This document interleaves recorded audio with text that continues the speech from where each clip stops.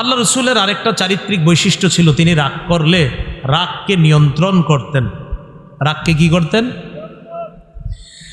সহিহ বুখারীর 6114 নম্বর হাদিসের বর্ণনা, ক্বালা রাসূলুল্লাহ সাল্লাল্লাহু আলাইহি ওয়াসাল্লাম লাইসা শাদীদু বিসসুরআ ইন্নামাশ শাদীদুল্লাযী ইয়ামলিকু নাফসাহু ইনদাল গাদাব।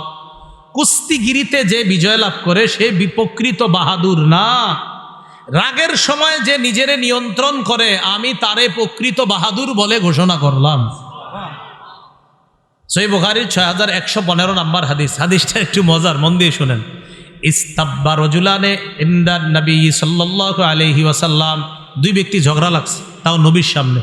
তার সামনে ঝগড়া লাগে, একজন আরেকজনে গালি দিতেছে, এই তুই যদি আমরা দেই আর কি, যা আর কি হয়। ইস্তাব্বা আহাদুহুমা সাহিবাহু মুগদাবা, একজন আরেকজনরে রাগ হইয়া হইয়া গালি দিতেছে। এক তো গালি আবার রাগ, এই তোর এই করমু সেই করমু, এরকম রাগ হইয়া গালি দিতেছে। বেটা আয়। নবীজি বললেন, ইন্নিল আলামু কালিমাতান লাউ ক্বালাহা লাযাহাবা আনহু মা ইয়াজিদু, আমি এমন একটা বাক্য জানি, যদি ওই মুহূর্তে এই বাক্যটা বলে ওর রাগ চলে যাবে। ওর রাগ কি হবে? এই বাক্যটা আপনারা সবাই জানেন, আমিও জানি, আমরা সবাই, বাচ্চারাও জানে। পড়েন আমার সাথে, আউযু বিল্লাহি মিনাশ শাইতানির রাজিম। পড়েন তো। এটা পারি না আমরা সবাই? এই জন্য যখন স্বামী স্ত্রীর মধ্যে একজন রাগ হইবেন, অপরজন পড়বেন আউযু বিল্লাহি মিনাশ শাইতানির রাজিম, আউযু বিল্লাহি মিনাশ শাইতানির রাজিম পড়তে থাকবেন। বিবি রাগ করলে আপনি পড়বেন আউযু বিল্লাহি মিনাশ শাইতানির রাজিম, আউযু বিল্লাহি মিনাশ শাইতানির রাজিম। রাসূলুল্লাহ সাল্লাল্লাহু আলাইহি সাল্লাম বলেন যে রাগ করে তারে ওযু করাও, কারণ কয় আল গাদাবু মিনাশ শাইতান, রাগ শয়তানের থেকে আসে, আর শয়তান আগুনের তৈরি, রাগ এটা আগুন থেকে আসে। ওযু করাও পানি দিয়ে, পানি আগুন নামক রাগকে ঠান্ডা করে দিবে। রাসূল সাল্লাল্লাহু আলাইহি সাল্লাম রাগ করতেন কিন্তু নিয়ন্ত্রণ করতেন। যেমন সহিহ বুখারীর 6088 নম্বর হাদিসের বর্ণনা, এক ব্যক্তি নবীর কাছে আসছে, নবীর গায়ের মধ্যে একটা চাদর আছে, নাজরানি চাদর। পাত চিনেননি? পাত চাদর, আরে কাপড় ব্যবসায়ীরা কই নাই এলাকা একজন পাত, কাপড়ের পাত। তো চাদরটা হলো গাঢ় পাত বিশিষ্ট, আপনার সাইডগুলো একটু গাঢ় গাঢ়। তো রাসূল এই চাদর এইভাবে দিয়ে রাখছে। এক গ্রাম্য, পায়ের কোন আপনার, আচ্ছা আচ্ছা পায়ের, ঠিক আছে পায়ের।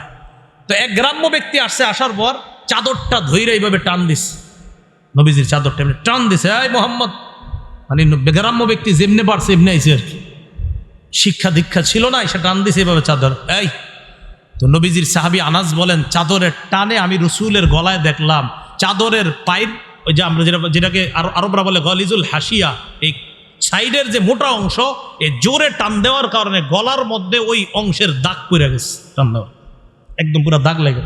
আমগো অবস্থা কি হইতো যদি এরকম কেউ করতো? যাই হোক, রাগ।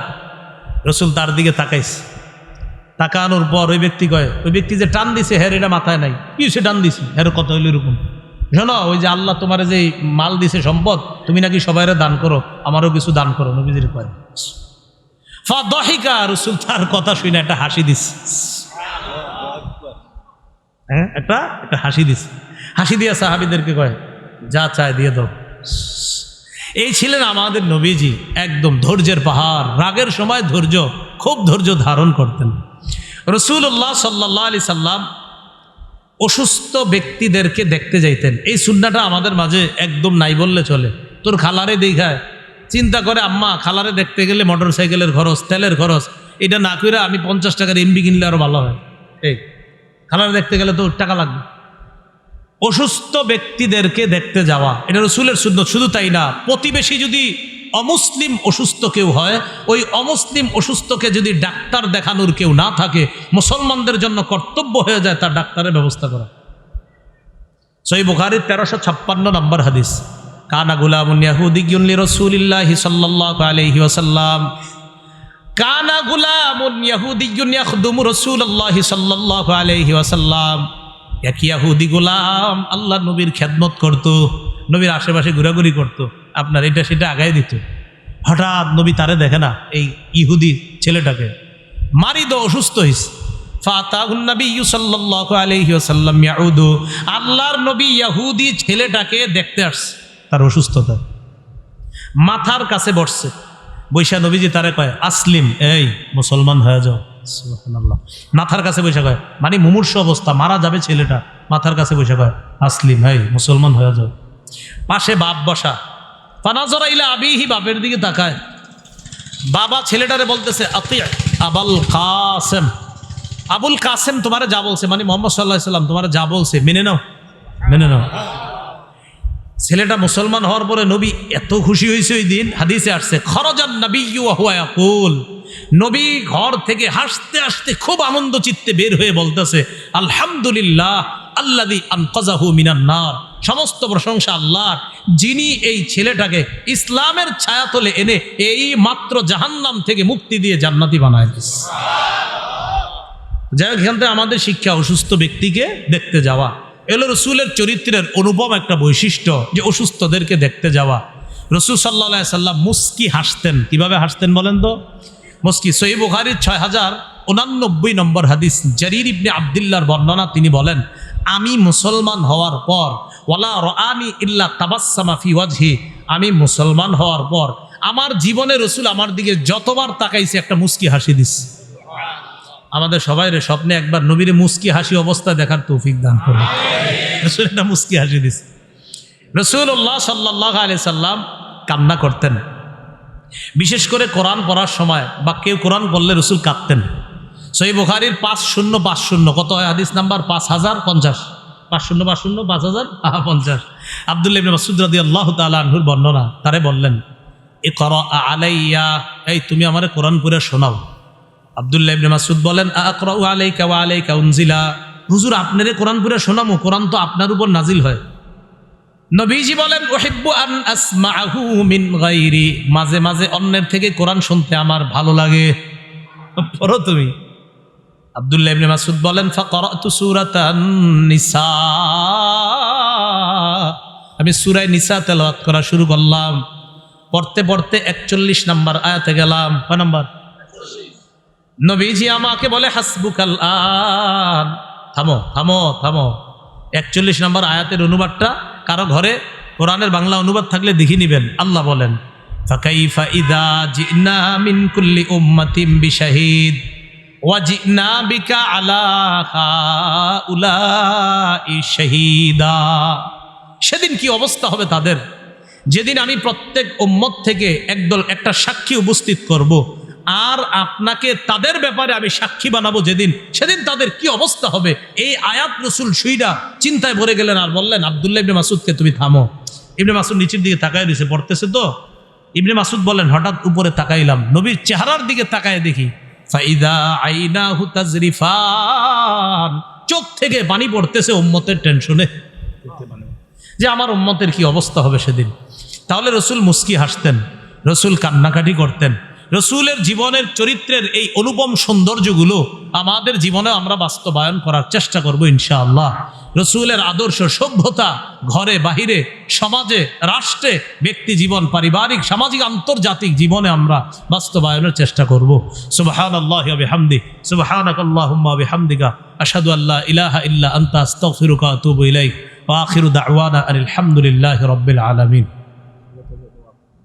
আলহামদুলিল্লাহি রাব্বিল আলামিন ওয়াল আকিবাতু লিল মুত্তাকিন, ওয়াসসালাতু ওয়াসসালামু আলা সাইয়্যিদিল আমবিয়া ওয়াল মুরসালিন ওয়া আলা আলিহি ওয়া আসহাবিহি আজমাইন। রব্বানা যালামনা আনফুসানা ওয়া ইল্লাম তাগফির লানা ওয়া তারহামনা লানাকুনান্না মিনাল খাসিরিন। রব্বিরহামহুমা কামা রাব্বায়ানি সগীরা, রব্বিরহামহুমা কামা রাব্বায়ানি সগীরা। আল্লাহ এই মাহফিলকে আপনি কবুল করেন, আল্লাহ এই মাহফিলকে আপনি কবুল করেন, আল্লাহ এই মাদ্রাসাকে আপনি কবুল করেন, আল্লাহ মোহাম্মদিয়া ইসলামী কিন্ডারগার্টেন হিফজুল কোরআন মাদ্রাসাকে আপনি কবুল করেন। এই মাদ্রাসার যত প্রয়োজন আছে আল্লাহ সমস্ত প্রয়োজনগুলো আপনি মিটিয়ে দিয়েন। আল্লাহ এই মাদ্রাসার সাথে যারা সম্পৃক্ত, উস্তাদ, ছাত্র, মাদ্রাসার মুতাআল্লিকিন, মুহিব্বিন, মুতাওয়াল্লি, সভাপতি, কমিটি, সদস্য, এলাকাবাসী যারাই সম্পর্ক রাখে তাদের সবাইকে আপনি জাযায়ে খায়ের দান করেন। আল্লাহ তাদের এই প্রতিষ্ঠানকে আপনি কবুল করে নেন। আল্লাহ কতগুলা মানুষ এখানে উপস্থিত হয়েছে মাওলা, আপনার নবীর শানে অনেকগুলা কথা শুনছি মাওলা, কত সুন্দর ছিলেন আল্লাহ, কি সুন্দর করে হাসতেন, কি সুন্দর করে কথা বলতেন মাবুদ। হাদিসে পড়লে এত ভালো লাগে, আর যারা শুনছে তাদের না জানি কত ভালো লাগছে। আল্লাহ একবার জীবনে স্বপ্নে দেখায় দিয়েন আল্লাহ, মেহেরবানি করে আমাদের দোয়া আপনি কবুল করেন। আল্লাহ আমাদের দোয়া আপনি কবুল করেন, আল্লাহ আমাদের দোয়া আপনি কবুল করেন। আমাদের মধ্যে যারা অসুস্থ সুস্থ বানায় দেন, যারা ঋণী ঋণ পরিশোধের ব্যবস্থা করে দেন, যারা অভাবী অভাব দূর করে দেন, যারা অসুস্থ সুস্থ বানায় দেন। আল্লাহ এই মাহফিলকে আপনি কবুল করেন, মা বোনদেরকে আপনি কবুল করেন, এলাকার মা বোনদেরকে পর্দানিশীন বানায় দেন, যুবক আবাল বৃদ্ধ বনিতা ছোট বড় সকলকে পাঁচ ওয়াক্ত নামাজি বানায় দেন। এই এলাকার ছোট বড় মাঝারি মধ্যবয়স্ক নারী পুরুষ যারাই কবরে আছে তাদের কবরগুলা জান্নাতের বাগান বানায় দেন। এই এলাকার যারা প্রবাসে আছে আল্লাহ তাদেরকে হায়াতে তয়্যিবা দান করেন। আল্লাহ তারা যেন হালাল রিজিক উপার্জন করতে পারে তৌফিক দান করেন। আল্লাহ আমি এবং আমাদের কিছু সফর সঙ্গী সহ এই এলাকা থেকে অনেকে এখন বিভিন্ন গন্তব্যে আমরা রওনা করব। মাওলা আমরা যে যার গন্তব্যে রওনা করব সহি সালেমে নিরাপদে যেন পৌঁছতে পারি তৌফিক দান করেন। আল্লাহ আসমানি জমিনি বালা মুসিবত থেকে আমাদেরকে হেফাজত করেন। আল্লাহ আপনার কুদরত, আল্লাহ আপনার ইচ্ছা সব কিছু আমরা মেনে নেই। গতকালকেও মনে হয়েছে মাওলা আজকে মাহফিল হবে না, কিন্তু আপনি কি সুন্দর পরিবেশ তৈরি করে দিয়েছেন আল্লাহ। আল্লাহ আপনার শুকরিয়া আদায় করে শেষ করা যাবে না। আল্লাহ আপনার এই শুকরিয়া আদায়ের ভাষা আমাদের জানা নাই মাওলা। আল্লাহ শুধু এতটুকু বলতে চাই, যেইভাবে আজকে রহমতের ছায়া আমাদেরকে ঢাকলেন, এইভাবে রহমতের ছায়া আবদ্ধ করে পুলসিরাত পার করে জান্নাতবাসী বানায়া দেন। আজকে এলাকায় যাদের সামনে বসলাম, যারা আমার সামনে বসছে মাওলা, মেহেরবানি করে এই মানুষগুলোর সাথে আবার জান্নাতে দেখা করায়া দিয়েন। রব্বানা তাকাব্বাল মিন্না ইন্নাকা আনতাস সামিউল আলিম ওয়া তুব আলাইনা ইন্নাকা আনতাত তাওয়াবুর রহিম। আল্লাহুম্মা সাল্লি ওয়া সাল্লিম ওয়া বারিক আলা মুহাম্মদ। সুবহানা রাব্বিকা রাব্বিল ইজ্জাতি আম্মা ইয়াসিফুন ওয়া সালামুন আলাল মুরসালিন ওয়ালহামদুলিল্লাহি রাব্বিল আলামিন।